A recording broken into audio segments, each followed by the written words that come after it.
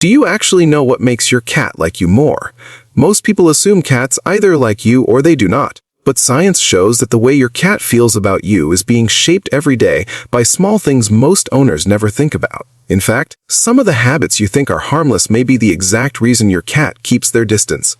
Let's start with one of the clearer signs your cat is ready to trust you. 1. Play like prey, not like a toy. Why does your cat go crazy for a crumpled receipt, but completely ignore that expensive toy you bought them? It's because you're playing wrong. Most people wave a toy in their cat's face and expect them to engage. But that's not how a cat's brain works. Cats are hunters, and hunters don't chase things that come to them. They chase things that run away. Think about how a mouse moves. It hides. It darts. It freezes. Then it bolts again. That unpredictable pattern is what flips the switch in your cat's brain. It's not the toy that matters. It's the movement. So, next time you play with your cat, stop shaking the toy in front of their nose. Drag it slowly behind a corner. Let it disappear. Then make it peek out just a little. Watch what happens. Their eyes go wide. Their body drops low. And suddenly you have their full attention. When you give them a good hunt, when they stalk and catch and win, they associate that feeling with you. You become the source of their favorite thing. And a cat who sees you that way doesn't ignore you when you walk into a room. And here's the thing most people never connect. Play gets your cat excited about you. But there's one thing I'm going to cover at the end of this video that makes your cat feel like you're not just their owner. You're their home. And when a cat feels both of those things about the same person, that's when they stop being independent and start following you everywhere.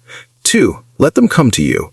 Why does your cat let strangers pet them but runs away from you? This one is hard to hear, but it might be the most important thing in this whole video. If you're always the one reaching for your cat, picking them up, calling them over, you're actually pushing them further away. Cats are not wired like dogs. They don't come to you because you asked. They come to you because they decided to. And that difference is everything. Think about it like this. You know that person in your life who's always trying too hard to get your attention. What do? You pull back. Cats do the exact same thing. When you chase their affection, you take away the one thing they value more than anything: control. So, what do you do instead? You sit in the same room. You exist near them without making it about them. You read a book, watch something on your phone, just be there, and then you wait. When your cat comes to you on their own, it means 10 times more than any forced cuddle ever will. The owners who understand this are the ones whose cats follow them from room to room. Not because they were trained to, because they want to.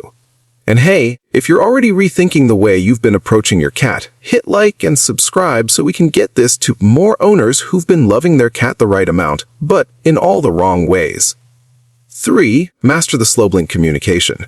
Ever noticed your cat staring at you and then slowly closing their eyes? That's not random. That's not them being sleepy. That's your cat telling you in their own way, I trust you.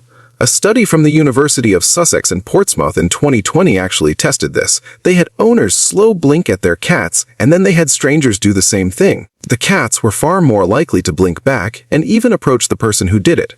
That's huge. That means this one small thing can literally change how your cat feels about you. And here's what makes it powerful.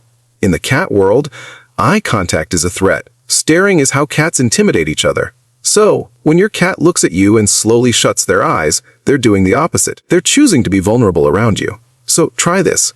Next time your cat looks at you from across the room, don't just stare back. Slow blink at them. Gently, calmly, and see what happens. You might be surprised at what comes back. 4. Use cat voice, not baby talk. Have you ever talked to your cat in that high-pitched baby voice and wondered if they even care? Here's the thing. They do care, but only if you're doing it right. A study from Paris Nanterre University in 2022 found something fascinating. Cats actually respond to a specific tone of voice, but only when it comes from their owner. When strangers use the same tone, the cats completely ignored it.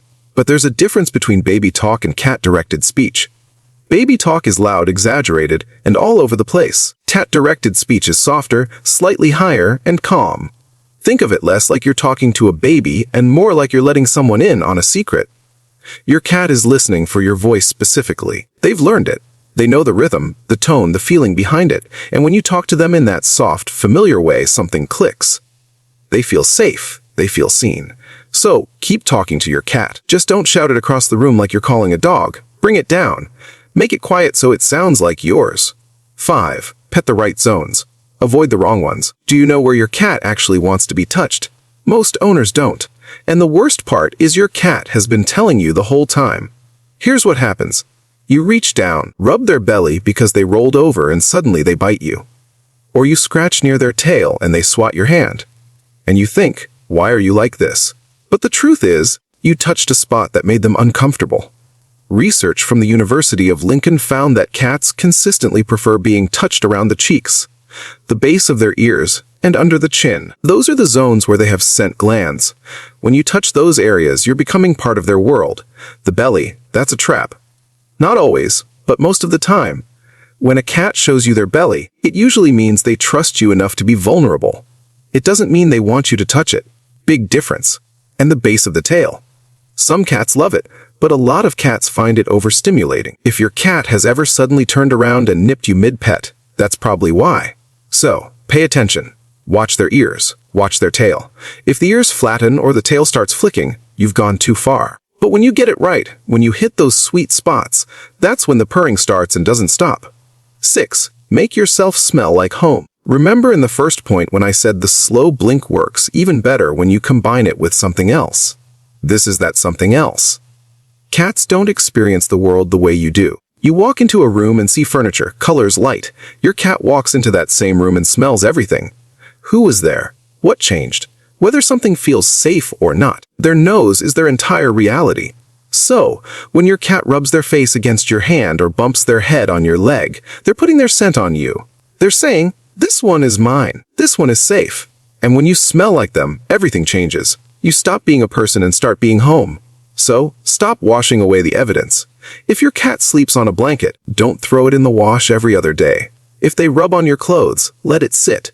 Let their scent live in your space the same way it lives in theirs. You can even take a soft sock, gently rub it on your cat's cheeks where those scent glands are, and then leave it near where you sit. Now, combine this with the slow blink. You smell familiar.